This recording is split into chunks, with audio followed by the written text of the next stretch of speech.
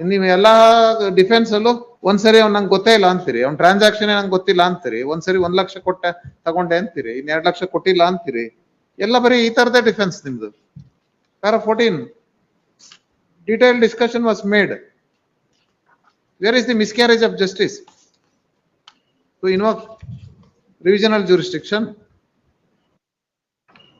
ಇದರಲ್ಲಿ as per ಆಮೇಲೆ evidence ಬರೋದಿಲ್ಲ, ಎವಿಡೆನ್ಸ್ ಮಾಡೋದಿಲ್ಲ.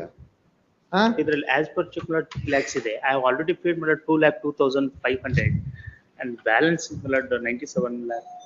97,500 ಇದೆ ಬ್ಯಾಲೆನ್ಸ್.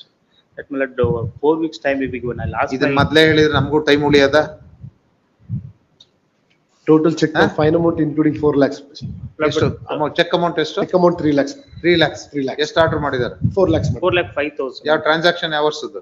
2020. 2020 2020 2017 ಮೇಡಮ್. 17 ಬಟ್ ಕೇಸ್ 2020 ಇದೆ. ಚೆಕ್ ಆಮೇಲೆ ಕೊಟ್ಟವ್ರ? ಹೌದು.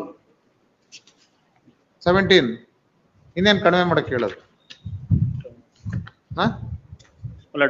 ಯಾವತ್ ಕಟ್ಟಿಸ್ತೀರಿ ಹೇಳಿ ದುಡ್ಡು? 4 weeks.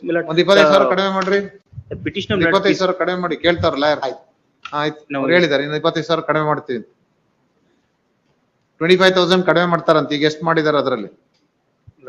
ಸರ್ಕಾರಕ್ಕೆ 5,000 ದಂಡ ಹಾಕಿರೋದು ಕಡಿಮೆ ಮಾಡಲ್ಲ, ಅದ್ ಮಾತ್ರ ಕಟ್ಲೇಬೇಕು ನೀವು. 3ನೇ ಕೋಟಿ ಇದು.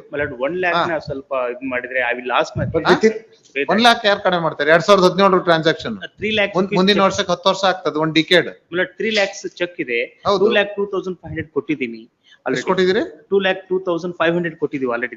We have deposited as per the court order. ಆಯ್ತು, ಅದು ಅರ್ಧ ಆಯ್ತು. Order And only 97,500 ಇದೆ. ಎಕ್ಸ್ಟ್ರಾ ಎಷ್ಟು ಕೊಟ್ಟಿದ್ದಾರೆ? 1 ಲಕ್ಷ ಕೊಟ್ಟಿದ್ದಾರೆ ಅಷ್ಟೇ. ಆರ್ಡರ್ ಕಂಪ್ಲೇಂಟ್ ಮಾಡಿದ್ರೆ ಅವ್ರೇನ್ ಕೊಟ್ಟಿಲ್ಲ. ಅದೇ ಹೇಳಿದ್ದು. Order complaint as per check 97,500 ಇದೆ. 4 weeks time will be given. ಅದ್ರಲ್ಲಿ 25,000 ಕಡಿಮೆ ಮಾಡಿ ಹೇಳಿದ್ನಲ್ಲ, ಕಡಿಮೆ ಮಾಡ್ತೀನಿ ಅಂತ ಹೇಳಿದಾರೆ ಅವರು. The petitioner is physically challenged. He is a physically challenged person. ಯಾರಾದ್ರೂ ಅಷ್ಟೇ ದುಡ್ಡು ತಗೊಂಡ್ ಕೊಡ್ದವ್ರೆ. ಇದು ಮಾಡ್ಬಿಡಿ, is fine. Petitioner physically challenge ಇದೆ, ಏನಲ್ಲ. ನೀವು ನೈಸ್ ಹೋಟೆಲ್ ಎಲ್ಲ ಹೋಟೆಲ್ ಮಾಡ್ತಿದ್ದಾರೆ. ಅರ್ನಿಂಗ್ ಚೆನ್ನಾಗಿದೆ. ನೋಡಿಲ್ಲ ಅನ್ಸುತ್ತೆ. ನೋಡಿದ್ದೀನಿ ಕ್ಲಾಸ್. ಆಯ್ತ್ರಿ, ನಾನು ಹೇಳಿದ ತಕ್ಷಣ ಅವ್ರು ಒಪ್ಕೊಂಡಿದಾರಲ್ಲ 25,000 ಕೊಡ್ತೀವಿ ಅಂತ. ನಿಮ್ ಫೀಸ್ ಬಂತು ರಿವಿಷನ್ ಬಂದಿದ್ಕೆ, ಹೌದಾ? 4 weeks time. 4 weeks time we will go. First ನೀವು ಅಫಿಡವಿಟ್ ಹಾಕಿ, ಜಾಯಿಂಟ್ ಮೆಮೊ ಹಾಕಿ, ಆಮೇಲೆ ನೋಡೋಣ. ಜಾಯಿಂಟ್ ಮೆಮೊ ಹಾಕಿ. Next week. ಯಾವತ್ತು ಹಾಕ್ತೀರಿ ಜಾಯಿಂಟ್ ಮೆಮೊ? Next week ಅಲ್ಲಿ ಪರ್ಟಿಕರ್ಸ್ ಹಾಕ್ತೀರಾ? ಪಾರ್ಟಿ ಕರ್ಸ್ಬಿಟ್ಟದೆ next week ಎನಿ ಡೇಟ್ ಹಾಕ್ಬೇಕು. In case of default please entitle for entire amount ಅಂತ ಬರಿಬೇಕು ಅದ್ರಲ್ಲಿ. In case of default 1 month time ಕೊಡಿಸ್ತೀನಿ ನೆಕ್ಸ್ಟ್ ವೀಕ್ ಅಲ್ಲಿ ಅವ್ರ ಕೇಳಿ.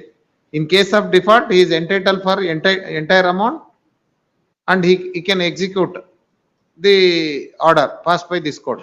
That is the condition. I thought heard this matter in part, and counsel appearing with the petitioner would submit that going to settle the matter and going to file joint affidavit, and hence keep the parties present before the court. ನಿಮ್ಮನು ಆಮೇಲೆ ನಾ ಕೊಟ್ಟಿಲ್ಲ 25,000 ಕಡಿಮೆ ಮಾಡಕ್ಕೆ ಅಂತ ಹೇಳೋದು ಬೇಡ, ಕರ್ಸ್ಬಿಡಿ.